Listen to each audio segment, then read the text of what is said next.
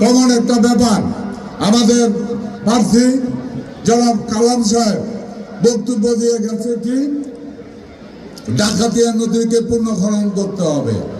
এই ডাকাতিয়া নদী দিয়ে কিন্তু সবচেয়ে বড় ব্যবসা বাণিজ্য হতো। আমাদের 31 দফার মধ্যে আছে প্রতিটি নদীকে পুনঃখনন করা হবে।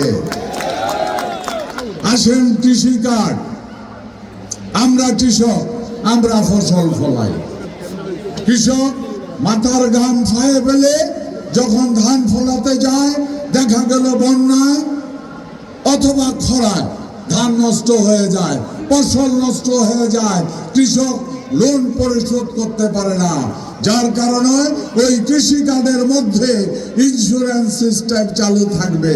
যদি আল্লাহ না করে কোনো কৃষকের ফসল যদি নষ্ট হয়ে যায় ওই ইন্স্যুরেন্সের মাধ্যমে সে তার ক্ষতিপূরণ পেয়ে যাবে, সে অর্থনৈতিকভাবে ক্ষতিগ্রস্ত হবে না। এটা না, এটাও এই ব্যবতারেরা বন্যার মতো বুঝে না। আবার হেরা আবার ভোটও চায়, ক্ষমতাও যাইতে চায়।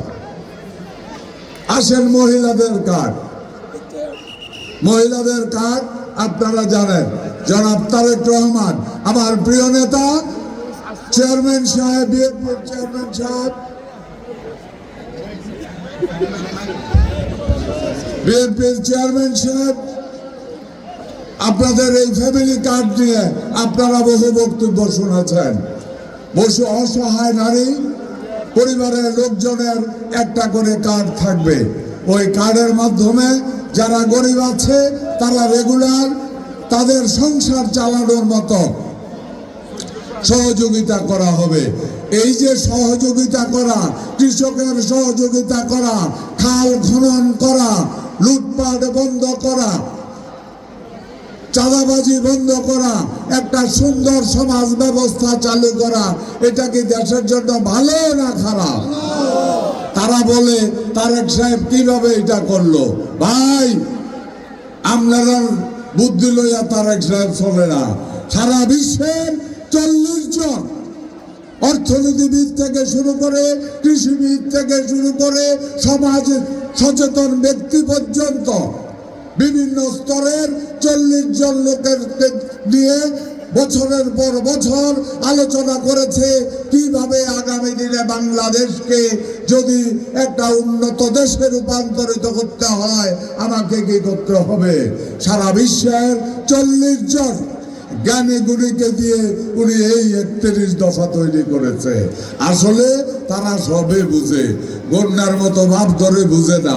তারা এটা বুঝে যদি ইনশাল্লাহ বিএনপি ক্ষমতায় যাইতে পারে তারা আর বেশ থাকতো না।